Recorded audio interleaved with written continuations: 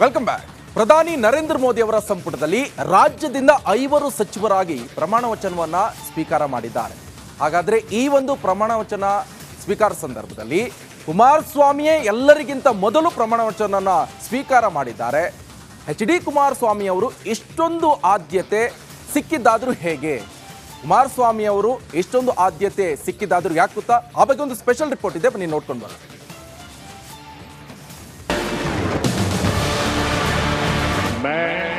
ಹರದನಹಳ್ಳಿ ದೇವೇಗೌಡ ಕುಮಾರಸ್ವಾಮಿ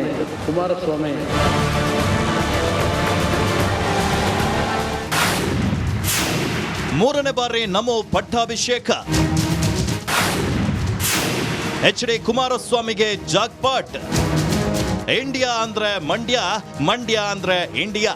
ಈ ಬಾರಿ ಇಲ್ಲಿಂದ ಆಯ್ಕೆಯಾಗಿದ್ದು ಮೈತ್ರಿ ಅಭ್ಯರ್ಥಿ JDSನ HD ಕುಮಾರಸ್ವಾಮಿ. HDಕ್ಕೆ 2 ಸೀಟ್ ಗೆದ್ರು ಕುಮಾರಸ್ವಾಮಿಗೆ ಲಕ್ ಒಲ್ದ್ ಬಂದಿದೆ.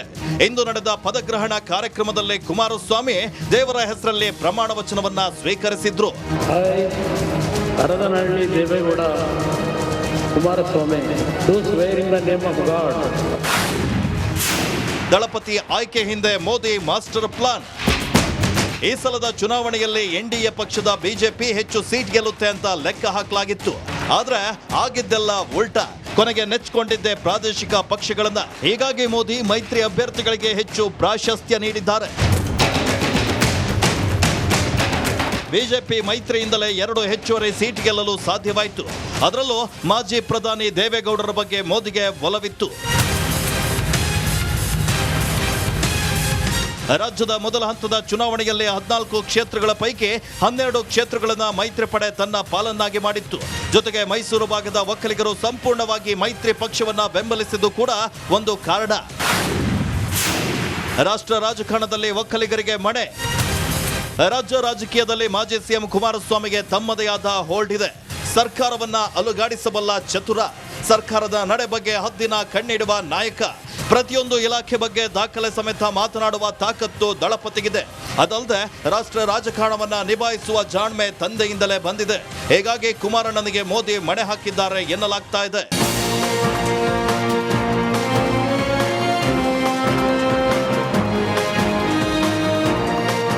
ಇನ್ನು ಮಂಡ್ಯ ಟಿಕೆಟ್ ಘೋಷಣೆ ಆಗಿರಲಿಲ್ಲ.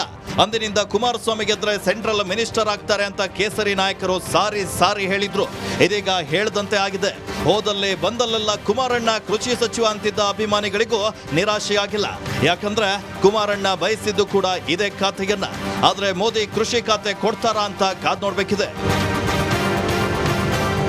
Bureau report, Republic Kannada.